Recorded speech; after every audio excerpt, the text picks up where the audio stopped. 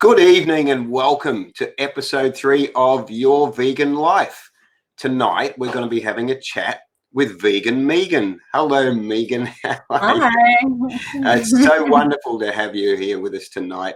Let's just mention that Your Vegan Life is brought by the wonderful people at Vegan Frothers Cruelty-Free Clothing, and also by the other wonderful people at Cindian Natural Food Products, which are all natural, cruelty-free, gluten-free, soy-free burgers, dips and sausages that you can get from Coles and Woolies and health food stores.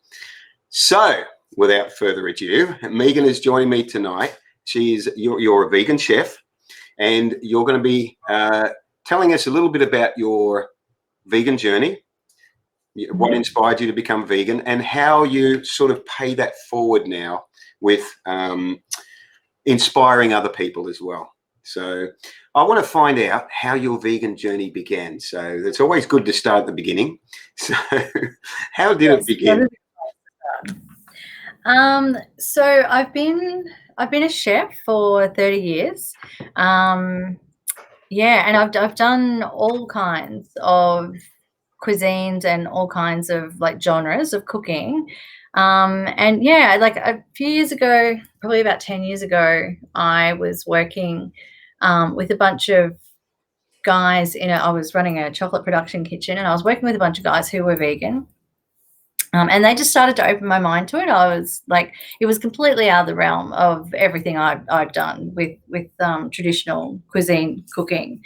And so I sort of played around with a few things a little bit, and then went back to eating meat and dairy and everything.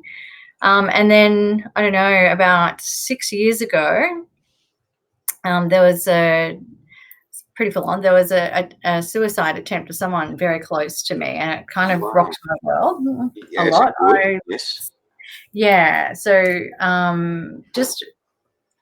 It just really shook the foundations of how I was living, because I'd struggled with depression and anxiety and all kinds of things, and I was living this chef life with lots of booze and drugs, and I was smoking cigarettes, and I just wasn't taking care, and just eating like my weight. I was always struggling with my weight and trying new diets, and I just had no control over myself, like in holistically in all those realms. So so when that happened, it really it stopped me in my tracks and just made me really start to question why I was living the way I was. And I just put everything down, and I actually went into AA for a couple of years. I was sober for 4 years.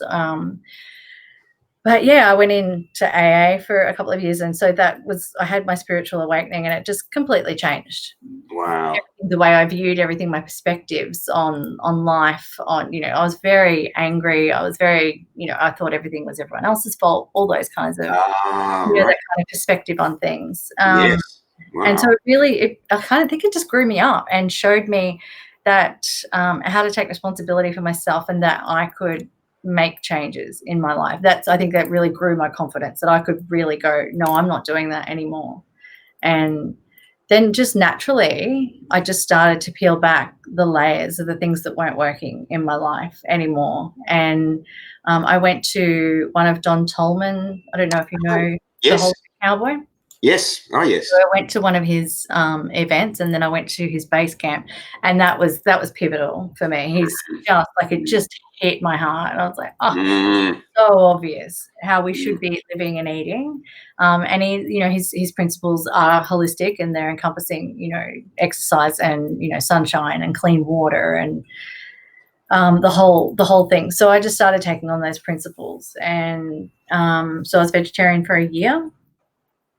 And then I was working in a vegan cafe in Melbourne called Urban Produce, and I was ready. I just said, well, I'm done. So and then of course I started watching documentaries and all those kinds of things, like Earthlings, things like that just completely broke my heart. And I don't know, once you see those things, you can't unsee them. And yes. So that was it. It just kind of kept reinforcing my decisions. You know, I started seeing and what the health and Cowspiracy and all those kinds of things. And so, yeah. And I guess like once you start peeling those layers back, it just, there's no way of putting it all back on. And you feel that's better. True. Right. So that's true. Did you find like a lightening, you know, as part of this process of change? You felt lighter within yourself. You felt, as it sounds like you're describing, you felt, you know, better about life and about yourself. Absolutely. Yeah. Definitely. I think, you know, part of that, you know, that 12-step program process is really uncovering and yourself and taking responsibility and just showing.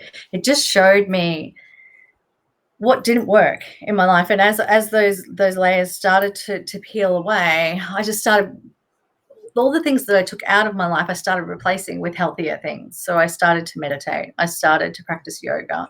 I started exercising regularly, which were things I was never able to do before with any kind of discipline or consistency. So it just makes you really accountable. And then, you know, like, once I started understanding that everything wasn't other people's fault, it helped me grow. Right, which was super annoying at first. Don't worry, I did not take that lightly.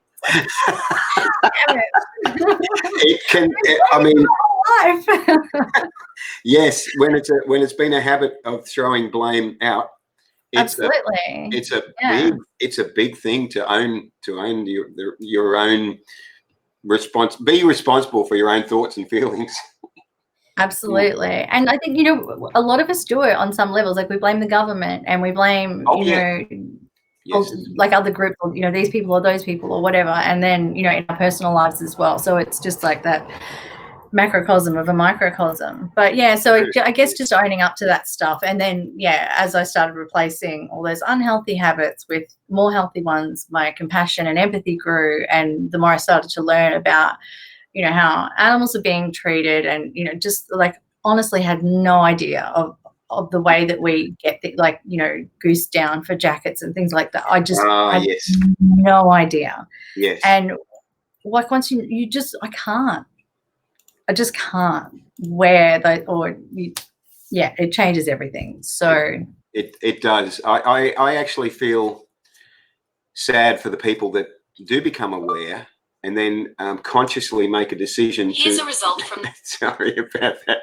My technology is just getting too clever over here. Let's throw that technology down the toilet. I feel sad for people that become aware of what's going on with the animals and still make a decision to turn their back on it, because that's then there's a difference between not being aware and being aware but deciding to say no, I still don't want to make the right decision here. There's a big difference between the two, and you know, I feel sorry for people that then have to sort of harden their hearts and you know, it's and sort of go. I think that's exactly it. You're sort of closing a part of yourself. Yes. That, you know, that if open, that lets the light in, and that's, you know, that's the thing. It's not, you know, people are like, oh, that, you know, like it's some sort of tree hugging hippie thing to care about what's happening to the animals, and it's like, no, you've just closed something. You've just desensitized, and I've been there. Like I lived that. I've been a chef. I thought of meat in terms of quality and flavor for a long time. So I get it, but at the same time, there's like that was a part of me that was closed as well. There's a part of me that's not living, that's not alive fully. Yes. If I'm closing to that. So, and that's the thing, when you start to open, then it's not just compassion for other, like for animals, it's compassion for yourself, it's compassion for humans, it's, you know, and just that bit of. So what about health-wise? What changes did that bring for you? Everything. Everything. Yeah. So my food journey is crazy. Like it just blows my mind sometimes that I'm a chef. Like I was bulimic from the time I was 12 until I was about 35. So around about when I had that's when it started to, I started to align with myself. And so I had this crazy journey, and my weight would skyrocket, and then I would lose weight, or, and I never really, like I just didn't know how to manage things, like how to manage myself in any consistent way. But since making these decisions, I have like completely stabilized. I have lost weight. I look younger for sure.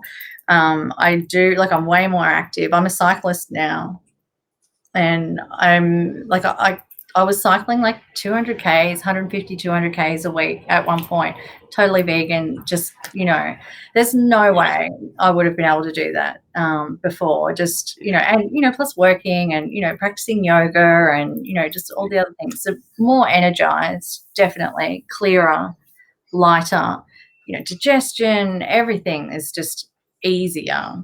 And yeah, definitely. Yeah. So what age did you decide to become a chef? Was that just out of school, or was it? Yeah, I started washing dishes in kitchens when I was 14. So okay. And what was the passion to be in that field? I think, like, initially, like, I always liked to cook, but I think initially, like, our family, we're all tradespeople. There's, Right. my dad's a carpenter, we've got hairdressers, we've got butchers, as I told you, my brother.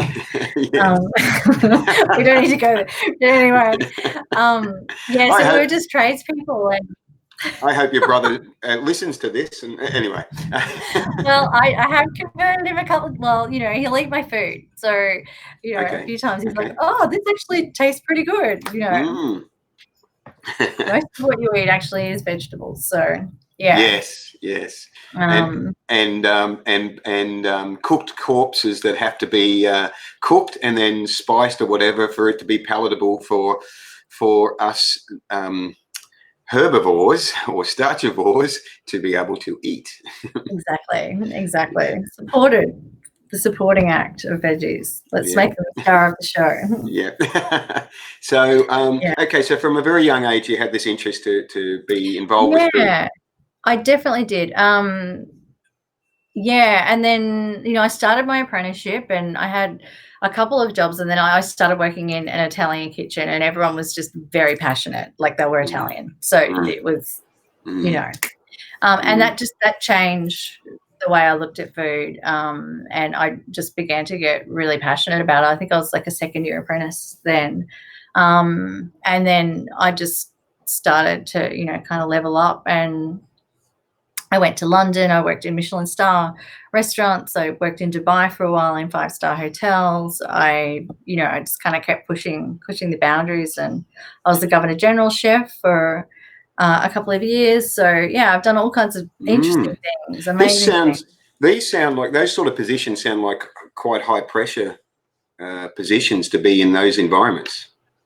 Definitely Michelin star and that kind of thing is, I don't enjoy that kind of work anymore. I don't really like working in restaurants anymore, because it's a lot of pressure, and and that's what the drinking and the drugs and everything, everyone just, that's how you let off steam, and it's accepted, and the temperamental chef thing, like, it's real, it's accepted, it's encouraged, it's just and that's how you are, like, that's how you live in, like, so it spills into your life as well. It's road rage, and it's it's fighting, and all that kind of stuff. So, and those are the things that I now have space in my life to work on. There is no road rage anymore, which is amazing.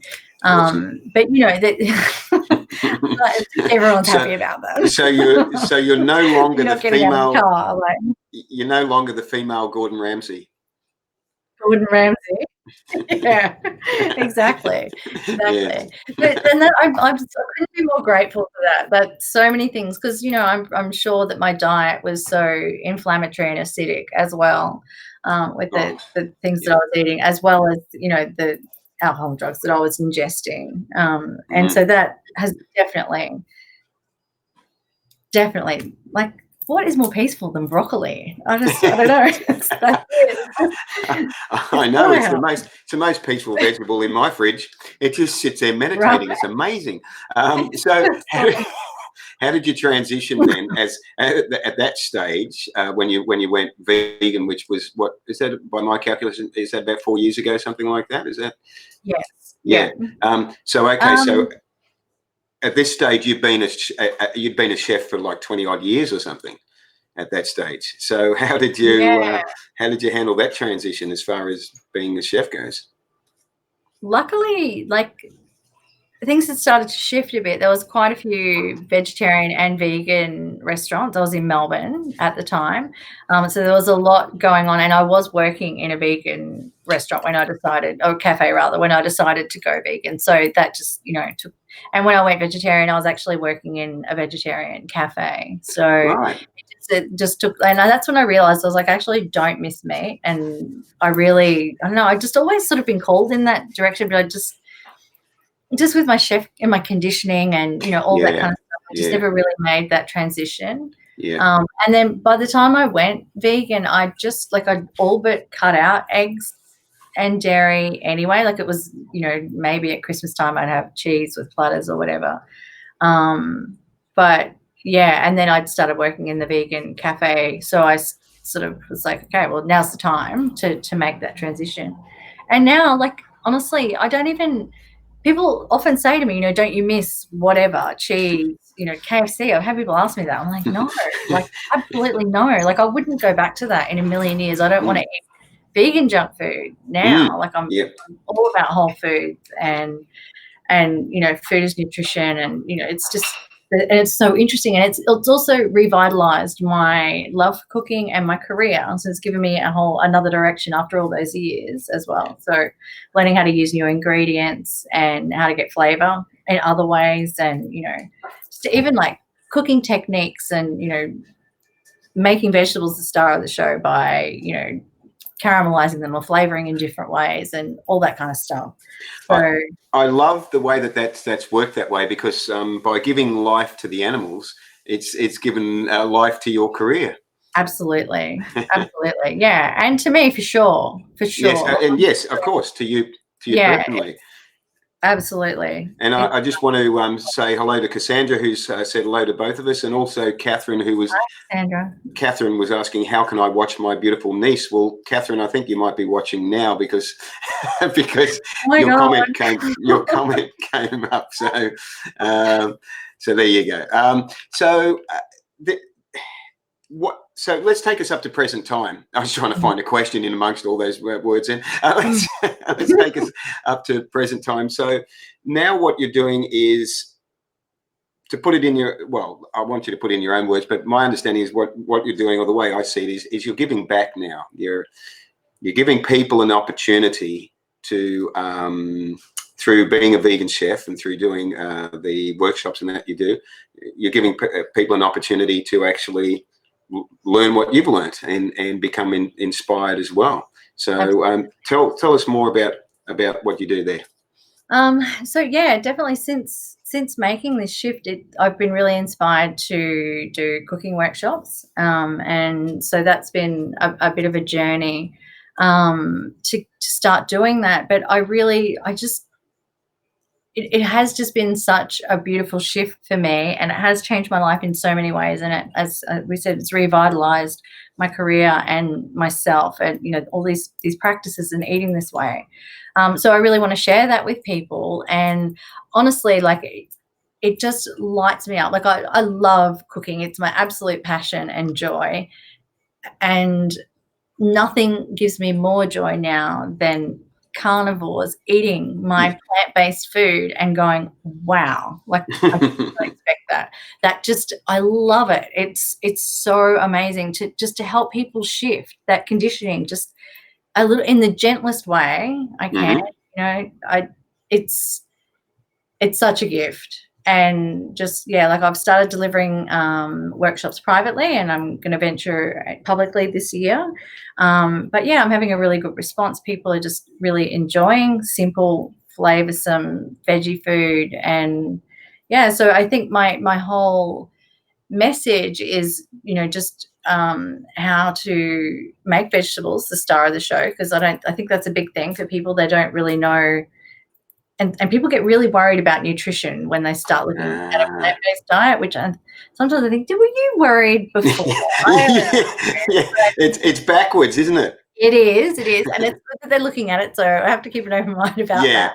True. But there's so much good information out there and so much good research now to help us. And, your average person, if you're eating well and you're eating whole food, you really probably not going to, there's only, like a few things that you're going to have to worry about, like B12s and omega-3s and things like that. But otherwise, if you're eating a good variety, and so people just need to know how to use these ingredients the same way I needed to learn that shift, then other people do too.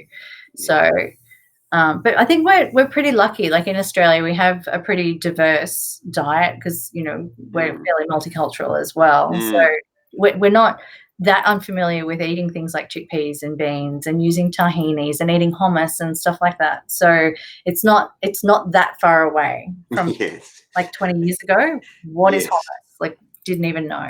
Yeah. So it's kind of making that shift is less foreign. Yes, definitely. So Cassandra says she would love to know more about your workshops. Oh, great. Okay. Well, I have a Facebook page and an Instagram feed that people can contact me through. Also, I've got a website. You've got a very nice website. I just want to make mention of, I love the slogan you have at the top there. It says vegan Megan, and then it says whole food, whole heart, whole life. Perfect. Yeah. that's really good. That's how I'm trying to live now. Yeah. Whole food, whole heart, whole life. Yeah, that's beautiful. Thank you. Yeah.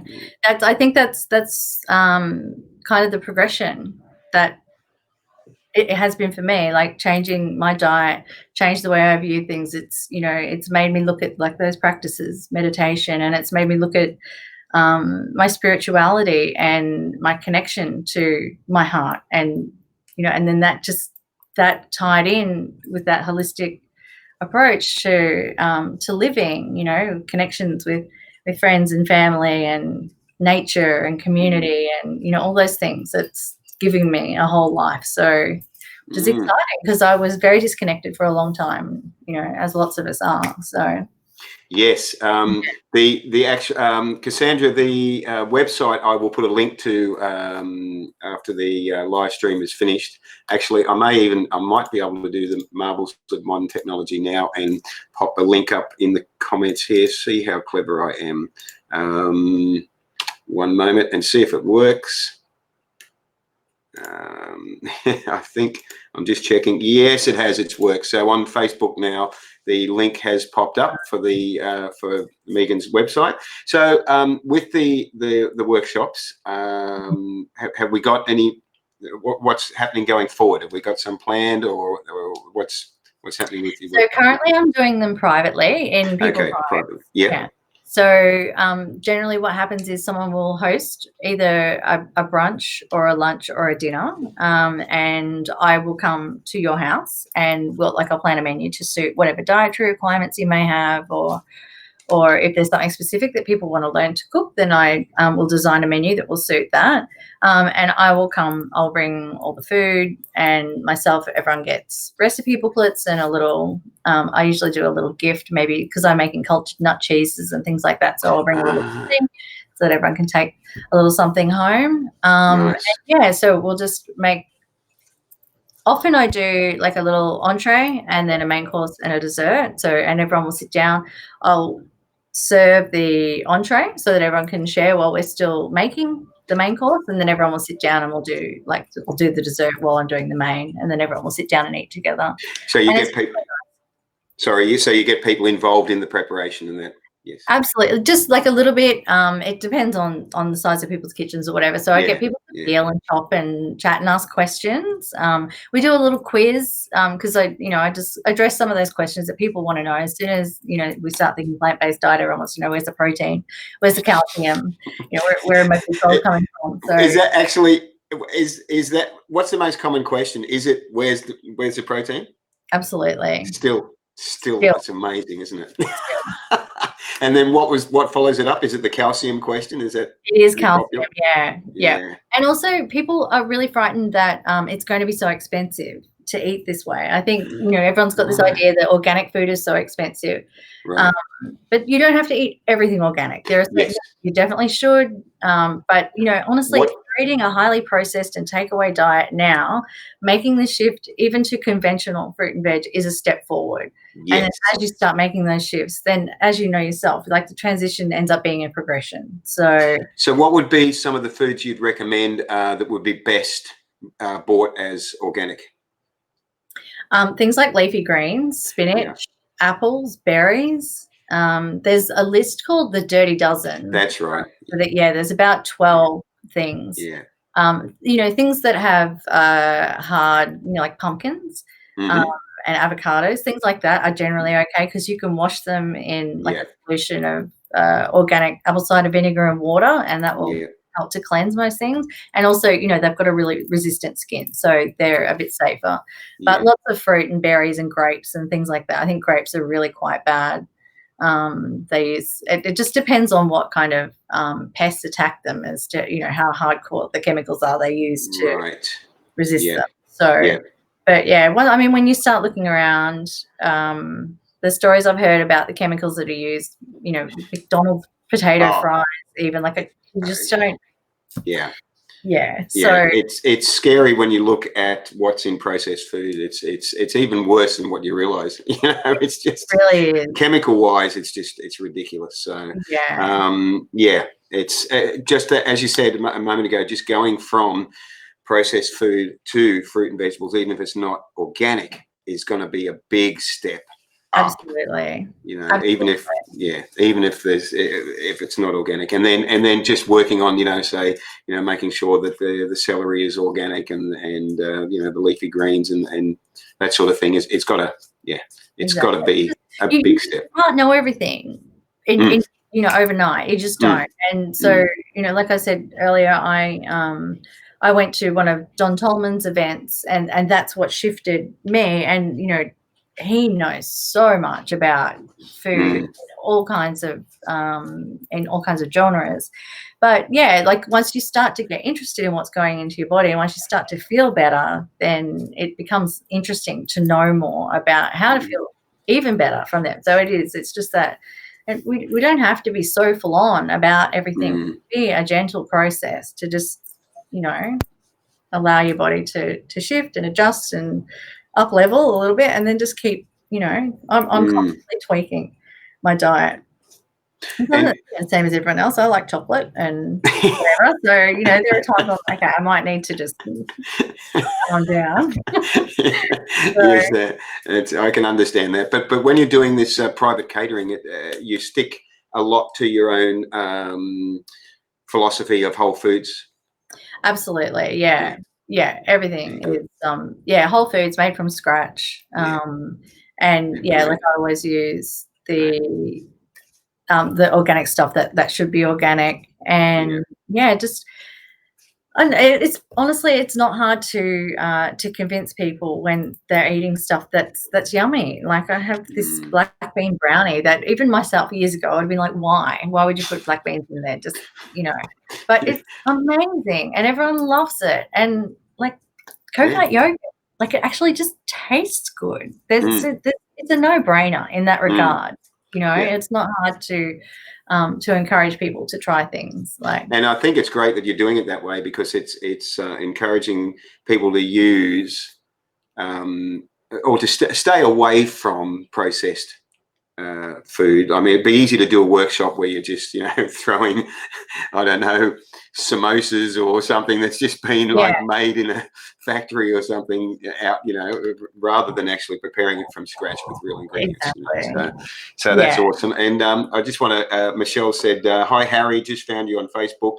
I look forward to more live interviews. Thank you for your comment, Michelle. There's actually 4 years of the Vegan Hour interviews on my YouTube channel, so that'll keep you busy. and then this year there's Your Vegan Life, the new version. So yes, if you're bored and it's rainy wherever you are, start watching my YouTube channel. So I notice also that you do catering, as in what sort of things do you cater for? I do a little bit of small group catering. So yeah, generally like around 30 to 50 people. I've got a few things coming up. Friends having a baby shower, so I'm catering for that. I've got a 21st coming up.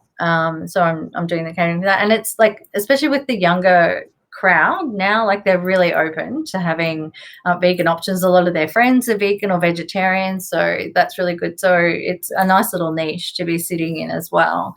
And again, it's just another way like of putting the food out there, putting plant-based, whole food, plant-based food out there. So yeah. And you touched on a really Yep. Sorry, you touched on a really important point there about the younger people are so much more open. They're an inspiration actually for a lot of us older people. I'm talking about me, not you. But yeah. but because there's so many cases I hear of. I was talking to somebody on the weekend that said, "Oh yeah, we went vegan because of our daughter or son or whatever." And it's like, Yeah. I hear this quite a lot these days.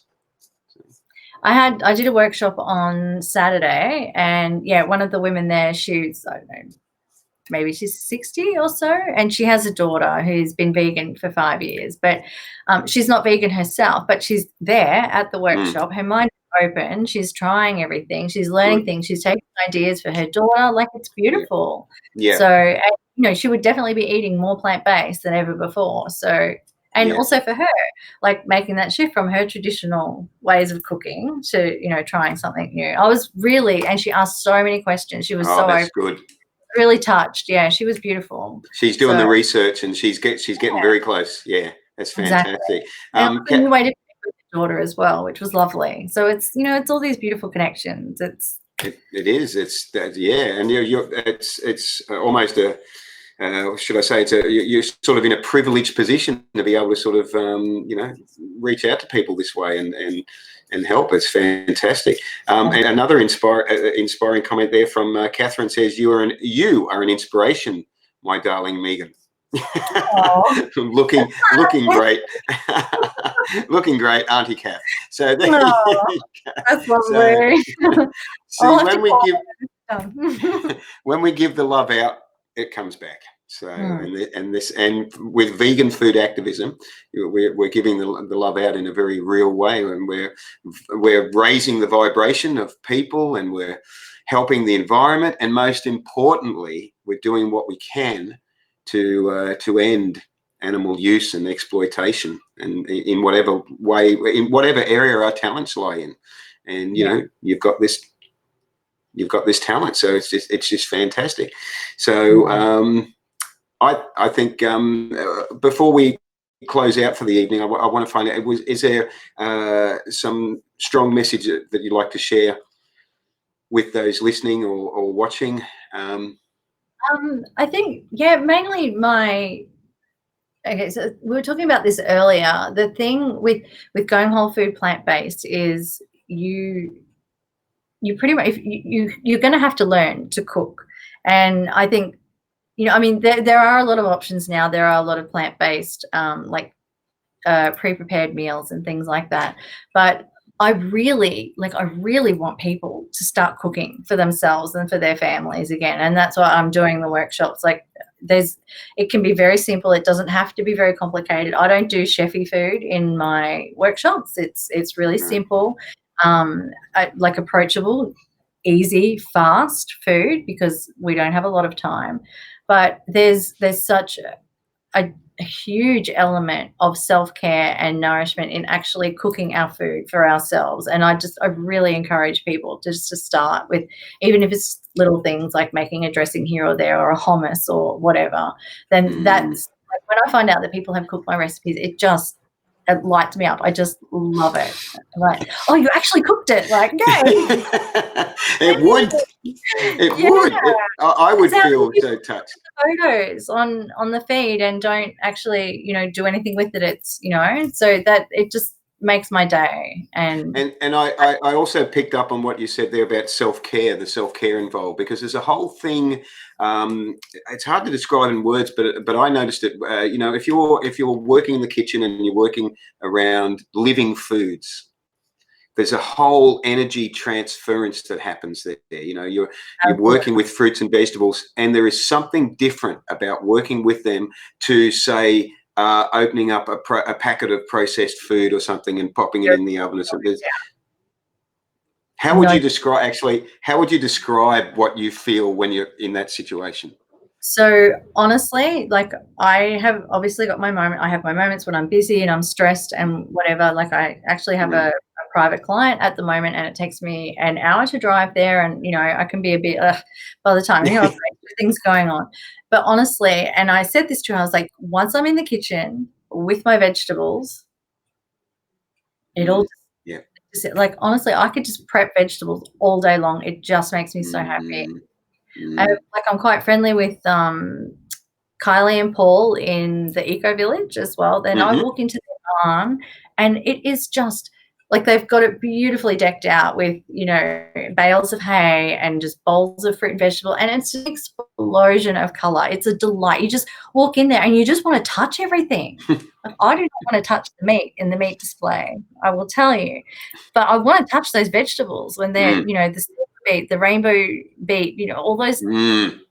That's what it's alive, and you feel it. Definitely, there is an energy that just connects with us, and we realize that is our natural connection. That's our fuel. It's just there. It just absolutely, and we've heard it forever, and we know it. You know, eat your veggies, eat more veggies. Like, we just know. It's been coming at us and it's, you know, it's in its own little package. It's just pick it and eat it. Nothing has to die. Nothing has to be fun. Like, it's just, and we can all grow in our backyards something. So it's so obvious, you know. It is. Isn't nature wonderful? It is incredible. So nature is so giving and so tolerant. What can you say? Exactly. And I think that's a beautiful note to go out on.